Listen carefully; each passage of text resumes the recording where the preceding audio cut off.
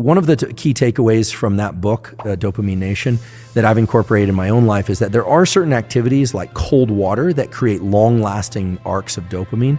Those can be very useful for putting us into long-lasting motivational states.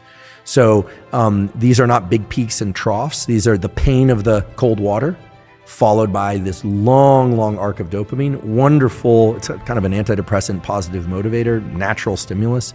I always say if you don't have access to an ice bath, cold showers, yes, will work. If you have a shower that doesn't get cold enough, keep in mind that the original studies showing this dopamine increase had people get into 60-degree water, which is not that cold, 60-degree Fahrenheit, for 45 minutes to an hour. So your water bill might go up, but you could just draw a kind of cool bath and get in that up to the neck. So, because I realize there are sometimes some cost barriers to people. Not everyone has an ice bath.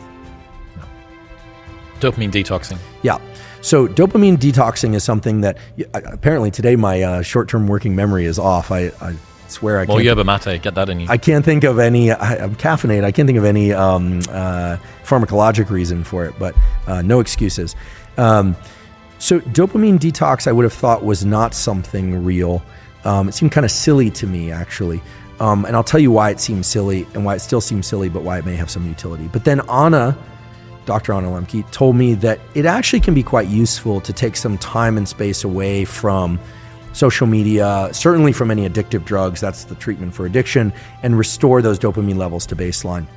Now, the way that dopamine detoxing was initially described in the Bay Area, where it seemed a lot of tech types were talking about it, was in terms of, I heard something like, oh, people aren't even looking at other people's faces. They're really kind of living this like monkish lifestyle, like no food that they really enjoy, no anything. That to me seems kind of crazy and kind of extreme. I mean, I can understand not ingesting a lot of highly palatable foods, eating some blander foods. I can understand certainly not doing any prescription drugs or taking some time off from caffeine. Caffeine increases dopamine receptors, which makes the dopamine that's available more powerful at evoking the dopamine response. I can understand avoiding certain substances and behaviors, but the idea that you weren't going to look people in the eye because it was going to be too much dopamine, I mean, I guess it depends on who you're looking in the eye and how much their look positively arouses you. But the fact of the matter is that that's not a very rational way to think about dopamine detox.